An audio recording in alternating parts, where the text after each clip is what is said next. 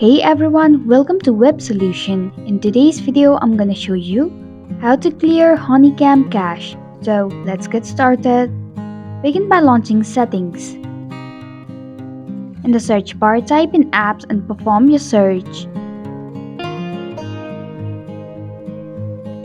Now tap on Apps. Then select Manage Apps option. In the search bar, type in Honeycam and perform your search. Tap on it.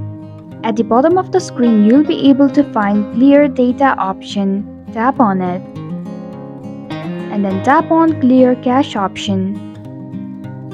If you are sure, tap on the OK button.